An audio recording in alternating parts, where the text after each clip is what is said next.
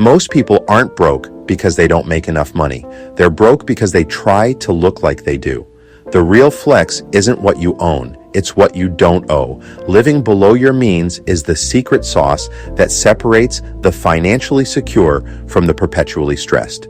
This is the difference between looking rich and actually being rich. Ready to break the paycheck to paycheck cycle? Let's get started. First things first, you can't win a game if you don't know the score.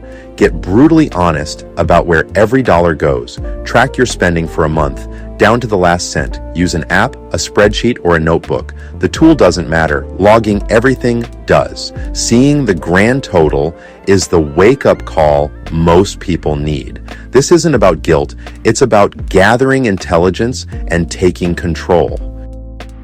Now that you know your spending habits, it's time to make a budget. A budget isn't about restriction, it's about permission to spend on what matters. Don't make it too strict or unrealistic. Try the 50-30-20 rule. 50% for needs, 30% for wants, 20% for savings and debt. Adjust as needed. Your budget is your roadmap to wealth. With your budget in hand, it's time to find the financial leaks.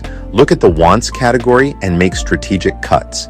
Every unnecessary expense is a silent thief of your future wealth. That fancy dinner out? Invest it instead. Over time, it could be worth much more. Suddenly, that steak dinner looks a lot more expensive, doesn't it?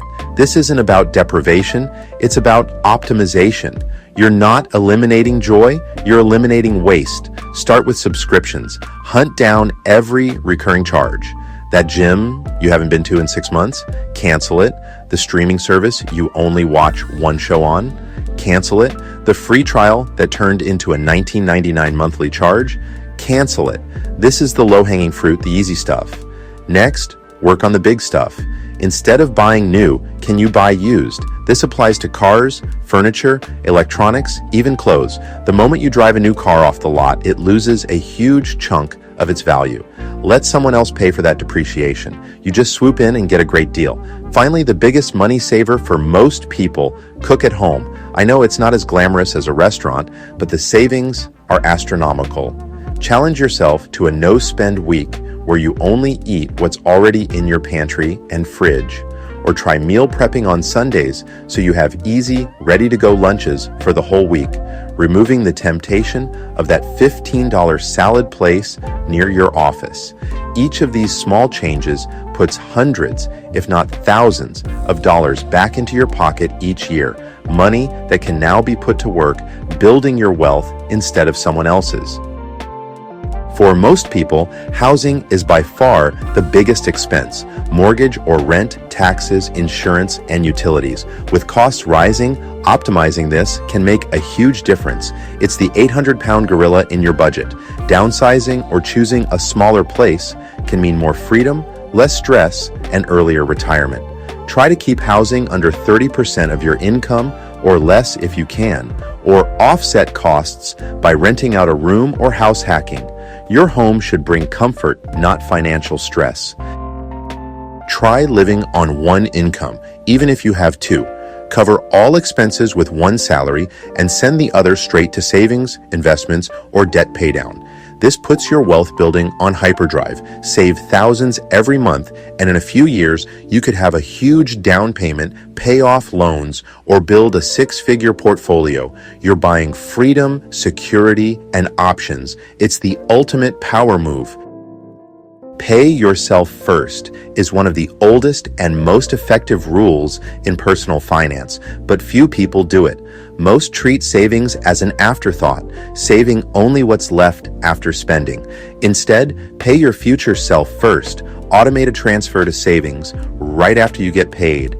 The money is gone before you can spend it. You spend what's left after saving, not the other way around. This simple habit, done consistently, builds wealth over time. Life happens. Your car breaks down, the water heater explodes, or you get a surprise medical bill. For most, this means debt and stress. That's why you need an emergency fund, your financial shock absorber. Save 3 to 6 months of expenses in a separate high-yield account.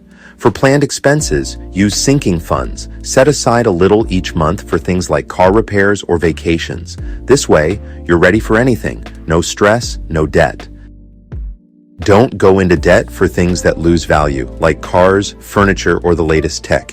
These are depreciating assets. The moment you buy them, they're worth less. Paying interest on them is like lighting your money on fire. Use cash for non-essentials. If you can't pay cash, you can't afford it. This simple rule will help you avoid regret and build real wealth. You're budgeting, saving, and avoiding debt. Then you get a raise, pay off a loan, and the temptation is to upgrade your lifestyle. This is lifestyle creep, the silent killer of wealth. Decide ahead of time, put half of any raise into savings, and enjoy the rest. Every time you resist lifestyle creep, you buy yourself future freedom. Let's rewind to the start. I told you people aren't broke because of what they earn. They're broke because of what they believe. You've now seen how to flip that mindset? Know where your money goes. Cut what doesn't serve you. Build savings before lifestyle. Own assets, not appearances. This isn't about a magic formula or a get-rich-quick scheme. It's about a series of small, deliberate, and sometimes difficult choices that you make every single day. It's about choosing the long-term win over the short-term want. The power to change your financial life isn't in a lottery ticket. It's in the budget you create and the discipline you have to stick to it. Financial freedom doesn't come from luck. It comes from discipline that no one sees and consistency that no one applauds. There's no trophy for canceling an unused subscription or for automating a transfer to your savings account. No one is going to throw you a party for deciding to cook at home instead of ordering takeout. These are the quiet, unglamorous victories that, compounded over time, lead to an extraordinary life.